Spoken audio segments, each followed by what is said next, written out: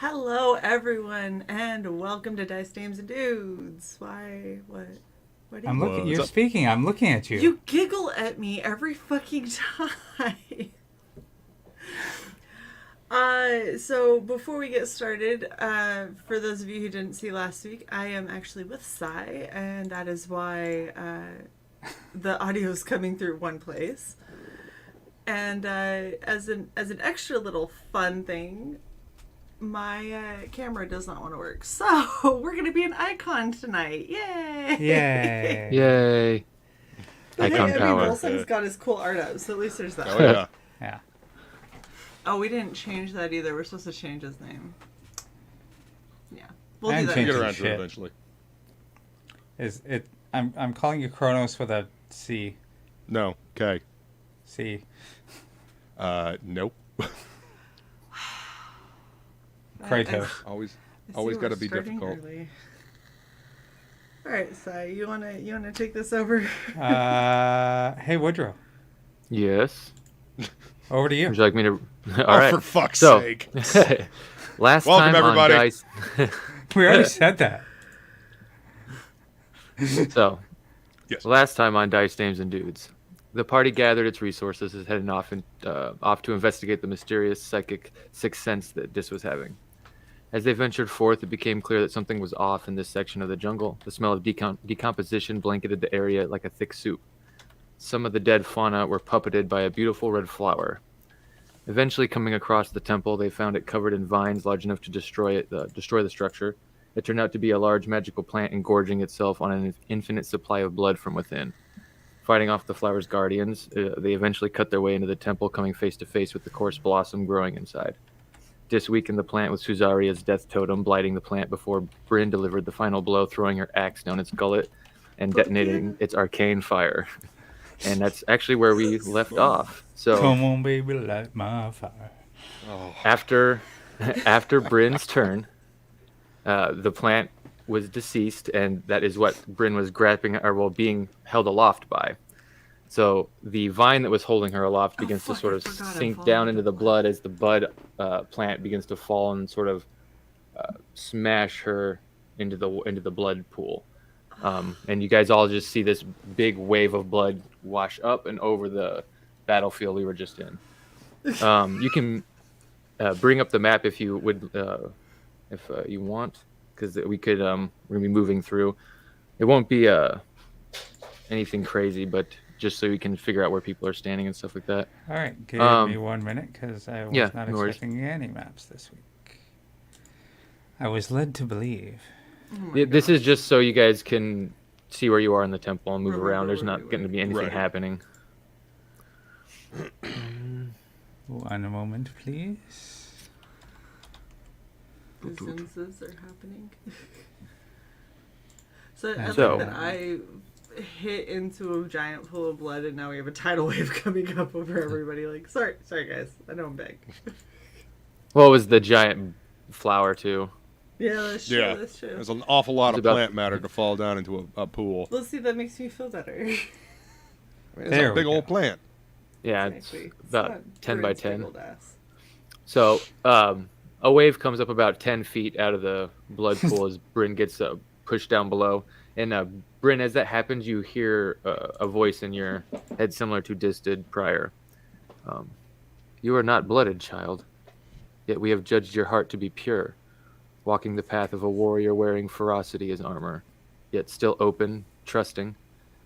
Stay true to yourself and your path, and you will find your place, but it is not here. You cannot pass. And that is all you hear. Dis, I need you. Sorry, I was having Gandalf vibes. or sorry, You yeah, you're shall good. not pass. Not Dis, my bad. Brynn, I need you to give me an athletics check to get up out of the blood. Okay, 1 second. You have a +4 to athletics. I have a +8 to athletics. Oh. And you were raging. Oh, that's true. Did you ever at the end of use the your turn, +8 for your 23? Wow. 23 without the rage. So it's a weird transition. You almost feel like you sank pretty deep, but you go to start swimming up and you can feel your feet touch ground, and you sort of lift up, and your arms come up, and you're about standing hips. You're about hip deep in the blood, and it just drenched as you sort of stand up and take a breath. And everyone else, you just see her sort of whip up out of the water real quick, hair back, sort of spraying blood. So it's like the worst kind of Baywatch, just the hair flip back, but it's just all blood. Blood watch. Do the sign of the cross. Heck yeah. Throw holy water at her and say the power of Dis compels you. Oh, Lord. I was, I needed a shower, but this was not what I was going for at all. It was a blood dunk. If I recall correctly, they briefly spoke to me and were just like, "Hey, you're a drow, cool." Am I misremembering? They let me see. I actually pull up that specific note real fast. Yeah, they did speak to you. They said, "No, you're good. You're Yeah, they spoke to you and they said, "It is true. Then we are all not lost. I was hoping our senses had not failed us in death. This is truly a remarkable day." And then you got pulled up out of the blood by the plant. Oh. I think I have to talk to the blood guys. Can I get out of it first, please? You know, I'm honestly, after all the shit that we've seen, I'm honestly not surprised. You go right ahead. You talk to the blood. Find out what you can from it. Hey, Kronos, you wanna give a girl a hand here? Help me get over this wall to get the fuck out of this blood. I send out the whipcord and kind of wrap it around her forearm and hand. All right, you ready? Here we go. Yep. All right. And I give her a pull out of the blood. Sweet. Yeah. So There you go. I don't think you can talk to the blood that is currently dripping from me, but I think that there's still enough left in the pool. You can just commune with that while I shake off whatever ancestors of yours this is. I appreciate that. Yeah, no problem. Just respectfully wring out wring all of my, my ancestors. Yeah, out of respectfully your hair. wring out the ancestors. There you go. Yeah. When you look at the pool again, it seems that it's refilled. No blood seems to have been lost. Well, I guess that explains the recap. Endless supply of blood. Jeez. Wow. That means. Let's not let solitaire in here. Endless supply of blood. Right. So I'm curious, if this was an endless supply of blood, where is it coming from? Is this an entire people? Is this your people? Dis? Make me an Arcana check, both Dis and Kronos. Alrighty. Out of the way, dice. Damn it. Must clear the box before I can roll in it. Alright. I did just for fun, Arcana. and I got a 4. Okay. Magic blood talk. That's a No, I'm just kidding. 16 plus 3, 19. 19 for Arcana. 19 for Arcana. So Yeah. what Dis, what you would get with the 8, it's not a whole lot, but you know that in different cultures of elves, there's certain religious sects that believe in passing on, but maintaining, like finding immortality and not completely passing. So it's sort of like they make their own demi-plane and go there.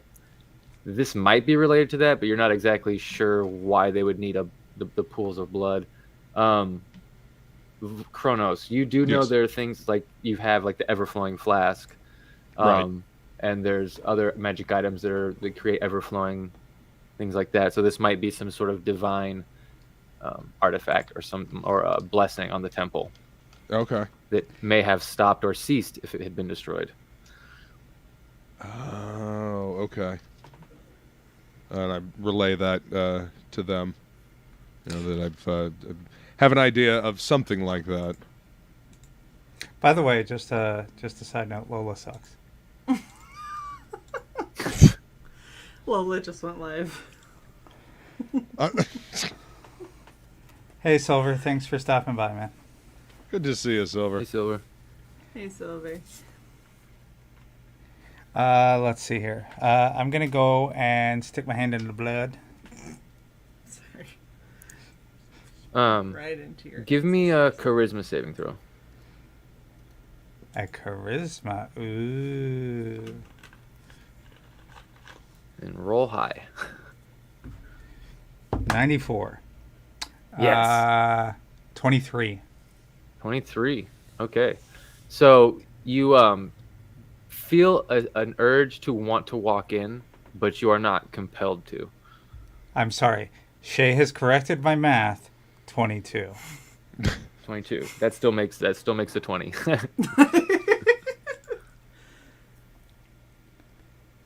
I'm going to attempt to speak to it in my head? Question mark. And you said you stick your hand in it, right? Question mark. Yes. Okay. So then you hear a slight voice in your head. It speaks out, "Child of the Danuine, we welcome you here, though your presence is bewildering to us. What brings you to this place besides our call for help?" Pretty much just your call for help and trying to fix the conveyance of the Mohawked one over there. But we are all mostly dead on this plane. That's what I've come to hear. How did you arrive here? Elsewhere. Huh. I don't have a name for it. Well, it is good. We don't hold idols here, or at least have not for a long time. But I have sensed the Dark Mother on you, although I also sense you are not fond of her. This bodes well for your character. Her influence seeps through many worlds. I'm not surprised your world has bared witness to the horrors she brings. However, the matter I called you here for is much more personal to us. We care not for the whims of so-called deities. There's something you should see, our history, and judge us as we have judged you.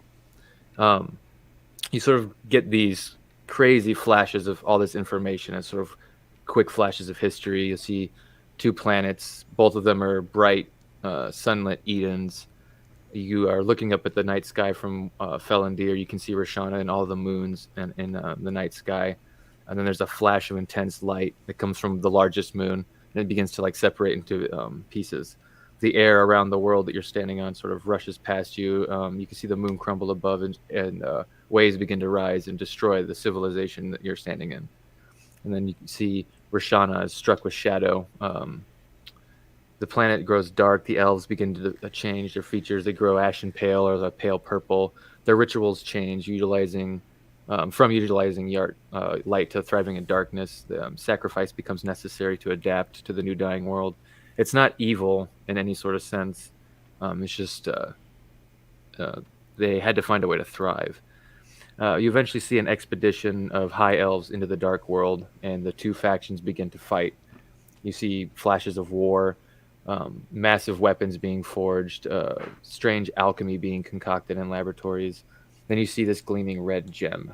Behind it, slithering wires and a twitching mechanical spine. Then you see the gem and the socket of a drow commanding soldiers in battle. The scenes change over time from battle and war and blood to talks with the high elves, and this red-eyed general making peace. At his side is a young white-haired drow. Some more time passes.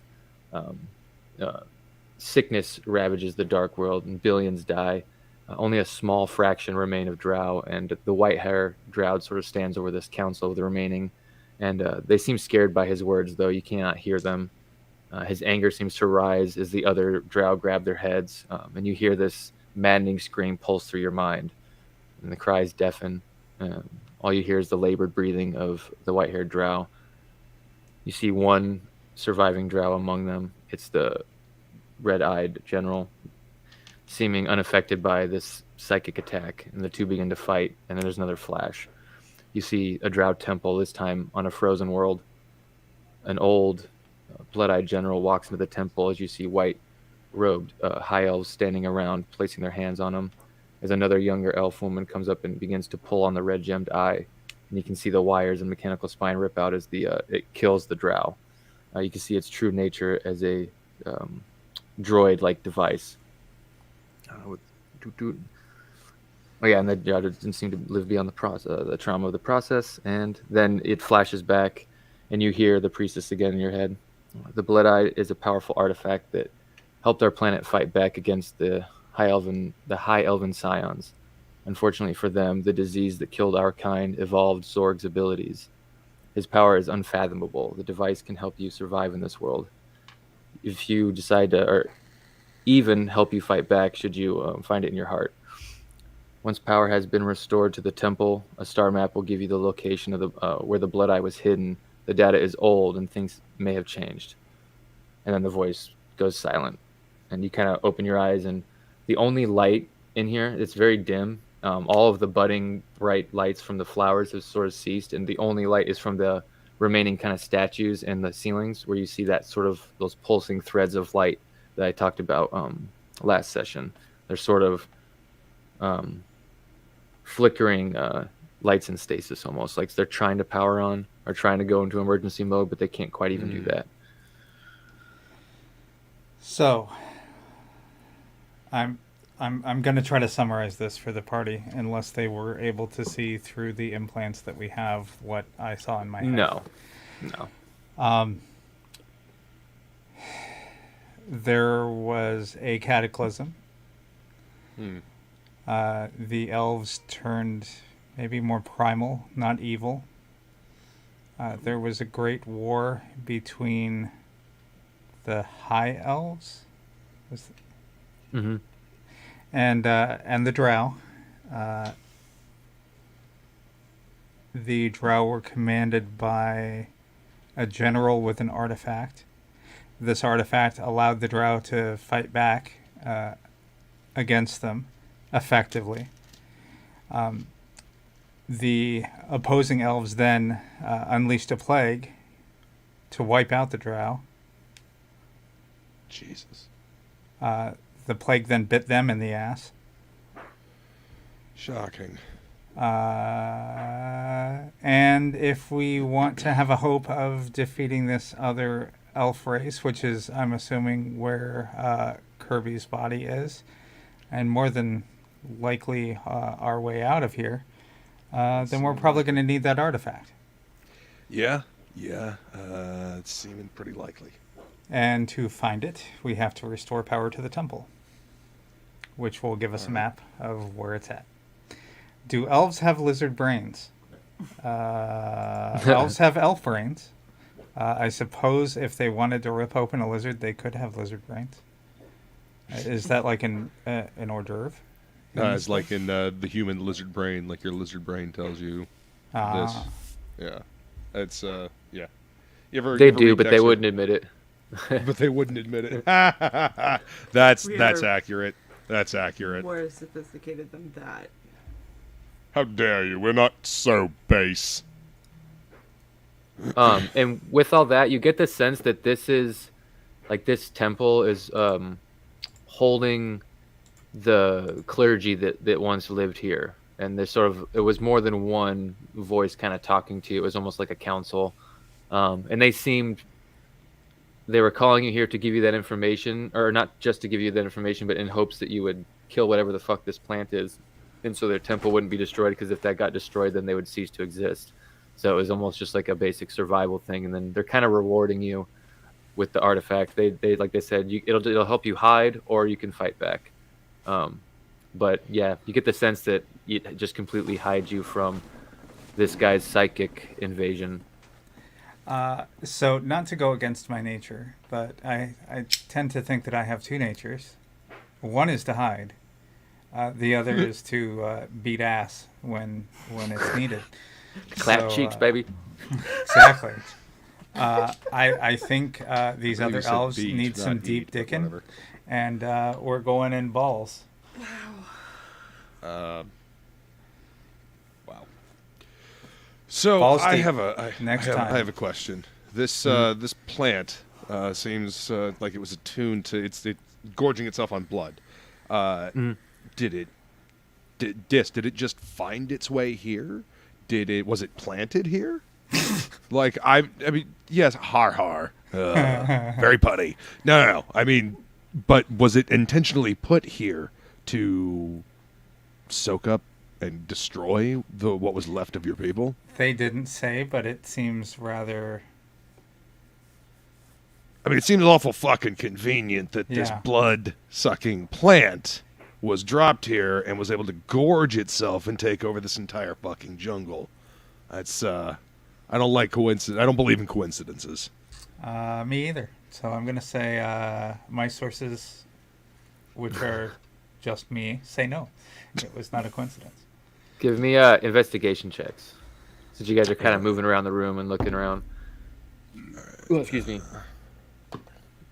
17 for investigation. I'm looking to see. 22. Nice. Okay. I got a 13. So first- Not that. I'm kidding. Bryn's helping. It's a pretty plant. It's a dead plant. I know. Okay. So as they are sort of looking for a source or origin of where this plant may have came from, just kind of like mulling it over, Brynn, you notice that the only way in and out of here, so like you can see, is actually the way you came in. You assume there's more ways in, and Dis, you sort of got a mental map of this location, so you kind of would know what you see here in terms of like where the areas are. You have sort of like a mental picture of it. So even the text labels, you'd kind of know where the areas are. But Brynn, you notice that where the vines are sort of blocking those doors are super thick. You have no, like, I didn't draw in all the vines on how far back they go, because you can basically see that far, and then it's just shut vines. You have no idea how far they are to move through here. You're going to have to find a way through the vines, aka cut, use spells, whatever. But and you can try to teleport, but you're going to have to be very specific where you go. She has an axe. Yeah, I've got a scythe. She's got an axe. We might be all right. Flamethrower. I don't fancy trying to teleport and then ending up inside a wall. Here, I'm helping you with more vines, Woodrow. Jeez. If I tell you when to stop, then you will know. Yes. I can't let you know. That's good enough. Well. I say fire. It was kind of resistant to fire, though, wasn't It's it? resistant to pretty much all the elemental No, stuff no, except no. for necrotic. Was it necrotic or radiant? Yeah. Radiant Both, as well. seem to hurt it, yeah. Yeah. Although, I don't think you guys tried radiant. Oh, yeah, you did. With my gun. Laser gun, yeah, okay. Yeah. With the That's AK. right. Don't you have an infinite ammo on that? Yep. I sure do. I point Volsung at this way. Hold on. Wait, let me zoom out since I have a general sense of where we are. Alright. Mm-hmm. Can I just say that the nice blood people told me that I can't go any further.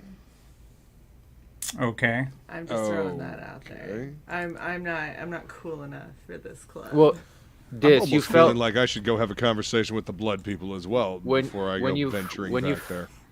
when you felt that pull, Dis, you know that it was trying to take you somewhere, but you resisted it.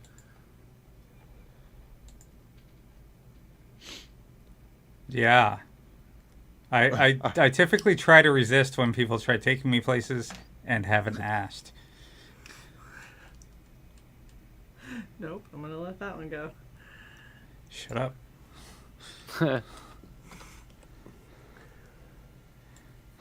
Is this about me kidnapping you again? I thought Flip we that. settled that. Just gonna say, you don't like it when people pull you. I mean, a gentle tug. You guys can finish that conversation later. What are we doing with these lines? Hey, Volsung. The name is Kronos. Kronos. Yes. Do you have a power source? A power source? The temple is losing power. Right. So we need to find a new power source for... I'm just asking, in your tent of ship. Yeah, there might be something in there. mean, you got but I some- set it up back at the Grove. Yeah. Yeah. All right, do me a favor. Can you clear this south channel here of Yeah. of all this scribble? And Your weapon does, I think, is it force or thunder damage? My vibration scythe. Yeah. It's Let's like see. slashing and force, Slashing. I think. Oh, slashing and Yeah, thunder. Oh no, you do slashing. thunder because booming blade. That's right. That's Yeah, what it is. thunder was because You know, of booming blade. Thunder and your slashing would probably be more effective than like the radiant piercing. Okay. I mean, that would make sense. I mean, I slashed through the vines earlier in this adventure when running up the tree. So, all right. Then I'll go over there with the vibration side. All right, and it's not going to be an attack because let's face it, you're going to be able to hit it and keep cutting Right. through it. And this what I'm going to need is athletics checks for the stamina of consistently doing this and getting through because these are really thick. Okay. Hey, Woodrow, cool. do I know Yep. that my weapon has changed? You actually don't necessarily know. Next time you use it, though, you can totally have all that shit open up. But you actually aren't 100. You're not aware of it, character-wise. Okay. Let's see. Athletics check. Oh, and your investigation checks before you get going on that and the cutting. You guys All do right. see, you try to find the source of the vines where they came in, and you guys notice there's a cluster up top, and you can actually, it's very hard to see because all the vines have clustered and grown so thick, and it just becomes this nest, but you can actually see beams of light kind of coming down through one of the roof tiles of the temple, and you think that it's possible that there was wear and tear, and eventually the vines just found their way in here, and and then started gorging Audrey, themselves. Audrey found her way in here. Yeah. Well, you did notice the thumbnail, right? I did. Yeah. Yes. I thought that was awesome. Feed me. Feed me, Seymour. I'm hungry. Oh, such a good musical. The original black and white movie's really awesome too. Yeah, I one need of to Jack see it Nicholson's again. first movies. All right. So I don't you say there's know a- how wide this is. Should I help? I how can give him wide is advantage. the how Okay. wide is the hallway? It's 1 square, so 5 feet. Oh, fair. So you guys can kind Fair. of stand next to each other and cut. You guys are allies. You're not going to be aggressively fighting each other for space. So Now these are hanging from the ceiling, right? they're everywhere. They fill up the whole space. They're just clustered in this hallway. All right. Well, then what I'm going to do is I'm going to use my web walk ring, and I'm just going to walk up to the ceiling, and I'll cut up here, you cut down there, and we'll see if we can get through this fucking hallway. Okay. Nice. So yeah, Go ahead. All right. yeah. Since What do you need Kronos us to roll rolled first? already, you already rolled one. So go ahead and make another check with athletics and see if you can beat your. All right. 17 plus 7. Ooh, Is it 24. 24? Did I do that right? All right. Is that correct? Okay. 19. So, with that, you guys begin cutting and slashing, and it takes you a half an hour to get through the bottom with that check. So the bottom section of the map opens up, but if you look in the museum area, there's a wavy line or whatever, and that's a wall. This wavy line? Yeah, that's a Okay. solid wall. And then, yeah, but you did open the way that goes down to the museum and the arcane generator and the chapel, I think is what it is. Ooh, yeah, there we go. Nice. All right. Holy shit, I haven't tackled vines this thick since I was doing landscaping for a living, but anyway. Holy shit, that brings back memories. Shaved a Wookiee, did you? I'm not going to talk about it. So, Let's just say this isn't the first time that plants have tried to eat me. ew. I don't Uh-huh. know if you guys can come with me. I'm just going to erase the entire map here. That's fine.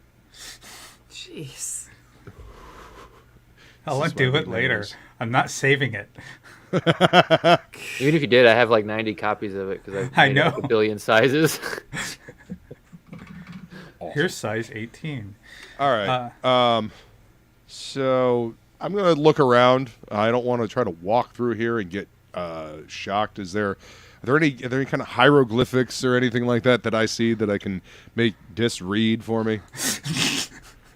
Not in this section. Are you going to the arcane generator or down the hallways to the museum? I'm going to the generator first Okay. to see if there's something salvageable there to bring power to the temple. And I was gonna go with and use my knowledge of I can fuck around with technology until I figure it out to see if I can help. And Dis was. Oh, go ahead. Just to be clear, I take no responsibility for you traveling past this room. Yeah, that's why I'm looking around to see if there's anything that's going to immediately attack me, because they told Brynn that she couldn't pass. So. You want to stick your hand in the blood and... Yeah, I think I'm going to walk over and stick my hand in the blood. See you later. Yep. All right. This can't be too bad. I'm sure I've been on worse trips. I stick my hand into the blood. You sit there, close your eyes, you wait, you keep waiting. I leave without him. Nothing calls out to you. Well, fuck. It's like buying a bad bag of grass that was actually oregano. Fucking hell. You begin to think everyone's playing games and then no one heard anything. Nah, whatever. I'm just kidding. You got a pretty good insight passive, so. But Dis, so as you guys sort of go into that room, if you're with Dis when she opens the door, you both, because your passive perception is so high, hear a click and a sort of sizzle, like a trap disarmed, and the door sort of disarms itself before Dis passes the threshold. I'm so glad that I'm roguishly checking for traps. I don't think I have in like 12 sessions at this point, so... Yeah. Yeah. Yeah. You heard that click, right? I did. That makes me feel In fuzzy. last session, you remember the doors tried to open for you, and the front doors disarmed themselves as well at your presence. Yeah, and it just couldn't actually open because of the lines. And when you guys go through, you do notice that there is a sort of like a glass wall there with two swinging doors that go in behind this arcane generator, or behind is an arcane generator, and it's definitely got like draconic symbols on it. So the language of magic is what it's actually is what's on it. And then you notice there are mechanical aspects to it too. It's actually mostly like technology, but it's got the wiring on it, and the language that it uses to power itself is actually arcane. And you think with either mechanical or arcane knowledges, you might be able to fix it and get it running. It's just your choice of how you guys want to handle it. I have none of that. Well, I have some arcanic knowledge, little, because I have dispels. What would mechanical be under? So it depends. Like you have like tinkerer's tools and stuff like that, right? Believe so. Or look, I have thieves' tools. These tools would actually work, and you'd have to investigate the generator first and like actually get sort of like a diagnosis and see what needs to be done. inventory. And that would be investigate or arcana. 23. Investigation. Yes. Do you need me to roll an investigation as well? My investigation's a +10. My arcana's a +2. So. Yeah. Good job, so Brynn. Investigate. All right, So and it needs a couple things done. There's vines in this area that have sort of grown into it and messed some things up. So those will need to be removed, and that'll be kind of like doing surgery almost. There's some simple circuitry that needs to be repaired and worked on, and then there's the battery needs to be repaired slightly. So those three things need to be worked on. all right. I'm going to pull out Gizmo's visor and put it on, while I'm looking at all this. And have advantage on intelligence, investigation, and wisdom perception checks that rely on sight. I'm guessing this is one of those things. Yes. Mm-hmm. Okay. I'm gonna do this in relation to my bracer and see and scan it, see if there's any cross correlation between the tech that I'm familiar with and what we got going on here. Listen to Luke. 18. That was I I could roll it again. Let's see. Yeah, that was a 10. All right, yeah, we'll take an 18. 18 plus 5, so that's, 23? Yes. That's the same you got, Dis? Yes.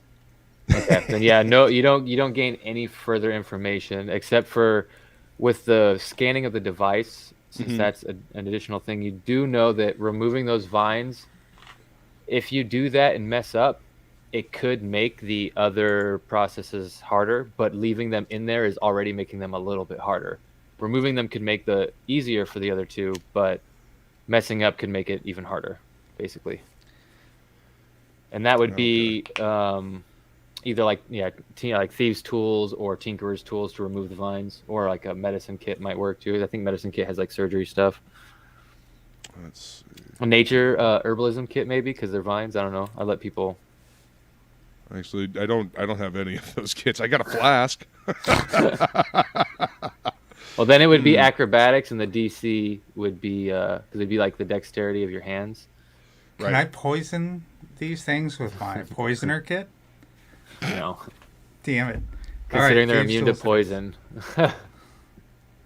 You have proficiency in them, though, so it's your dex plus your proficiency, which I think is a 9, right? Or 10? These are all dead, aren't they? I can't talk to them anymore.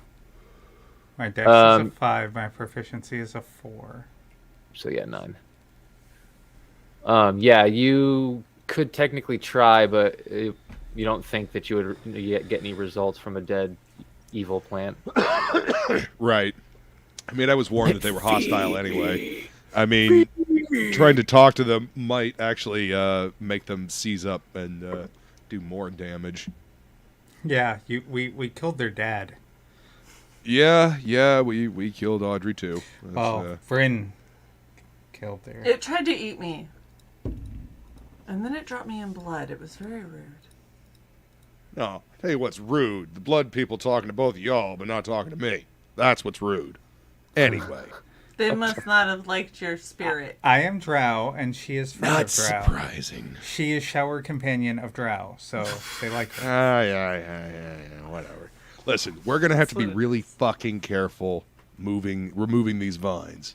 Because if we fuck up, if these readings are correct, if we fuck up, it's going to make everything a lot more difficult. Well, I don't think there's going to be a thermonuclear explosion, so... Probably not, but it's going to make it more difficult to finish the rest of this shit and get this thing back up and running, so... You were saying, Woodrow? No, time has passed. What the fuck? Aww. It was a joke. It wasn't important. I just did time's passed. Okay. Sorry, man. No, you're good. I'm not going to interrupt roleplay for that, anyway. So it's a dex plus proficiency. Yeah, so it'd be a +9 to whatever you roll on the d20. 20. Yeah, so that beats the DC, and you sort of surgically remove the vines without pulling out any circuitry or messing up any of the wards or anything like that. And the DC lowers a little bit for the other two, which is repair the simple circuitry and repair the battery. Which I have no knowledge of either, so... I'm just going to stand over Kronos' shoulder and judge him. I can help As you wish you could help, you notice that your crow sort of comes in and lands on Kronos' shoulder, and then the orb sort of goes out of the crow or the raven into Kronos. And Kronos, you get a D4 added to your roll. All right, let's see. You've been guided. Are you going to roll the D4 or do I? You get to. Roll Yeah, it? you can. Okay. All right, cool. All right, so there's. We all know it's going to be a 1, Luke. All right. All right, and which one am I doing? I'm doing a what am I Which check am I rolling? So you said you didn't have any of the kits, right? Right. So it would be acrobatics. It would be how nimble your fingers are and stuff like that. Okay. All right. Should I do this? +5 to that. Can you just tell me what needs to be done? I mean, I have the tools and the 20 dexterity. That is an option. You could always give advantage by aiding. Let's see. 20 dexterity. I mean, my dexterity is only 16, and I only have a +5 to acrobatics. Yeah, I can explain. So Dish, you see Kronos go over and he sort of starts working and stuff, and you sort of start like cringing, like, ooh, it's just like a little too clumsy, and you kind of like, here, let me try the finer work here. Just tell me what needs to be done, and then the Raven sort of hops onto Dish's shoulder, and the orb transfers. This is a good idea. This is a good idea. So you get a roll. Your drow fingers are much smaller than mine. Slender. Yes. Well, I mean, this technology was built for your people. My Viking fingers, yeah, not so much. Anyway, go ahead. So see that over there? You want to take that and you want to gently wire that back together and cross that over there. Yeah, no, there. And then reroute this back over. You see that bad section there? Yeah, you want to, yep. There you go. I imagine the visors are just like clicking, like. That's really distracting. Switching. Can you click more quietly? Lube that thing or something. I mean, it's almost as if you were built for this technology. That's strange. Nicely done. What am I rolling? So I'm rolling a 20, and since you're using thieves tools, you'd get a roll with your thieves tools, which would essentially be proficiency in Dex, which, yeah. Okay. So 12 plus 4 9. is 16, plus 5 is 21, plus the D4 is 24, plus whatever Luke adds. You get a roll with advantage for aiding. It's lower, so 24. Okay. 24. That is still higher than the DC. So over time, like about another 30 minutes or so pass, and you guys sort of do the first two things relatively. So overall, you guys got an hour, like an hour and a half to get here, another hour. So you guys have basically been out for 2.5 hours, and that's how long this whole time has taken so far. And you still got to repair the battery, sort of hook up the wiring to the battery and get that going. And that seems to be more arcane in nature than the mechanical. So it would be you could that'd be intelligence, wouldn't it? Yeah, so it'd be, instead of using your dexterity, you'd be wanting to use intelligence and proficiency if you had any other kits. But I think you said you only had the poisoners, right? Poisoner, thieves, and my dice set. Okay. And you could sub Arcana in, but you could still use your thieves tools. It being more arcane is so if there was anyone who had a good Arcana, but I don't think you guys focused on that. 15, 17? 17. Okay, nice. That's 2 over. So the battery gets repaired, and as you sort of start connecting the circuitry up to the battery, as you shift it back into place, it sort of powers up the generator, and you can see all those lights buzz on, and they're like a nice purple fluorescent, but it's not like a overbearing purple. It's kind of really light, and it's sort of just the whole temple kind of lights up. And there's still the one path that needs to be cleared. So, but this whole bottom section is open. I'm gonna what? Pretty. I literally can do nothing. Brynn's enjoying the colored lights. I've been playing with my scale mail. Did you guys see the scale mail she got? I was. Oh yeah, it was sick. But yeah. Yeah. And they're gonna mail order the other pieces to her. She got the chest. Awesome. Nice. I got the important. The titties. I am going to explore while Volsung works his way through the other vines. Pretty please, Kronos.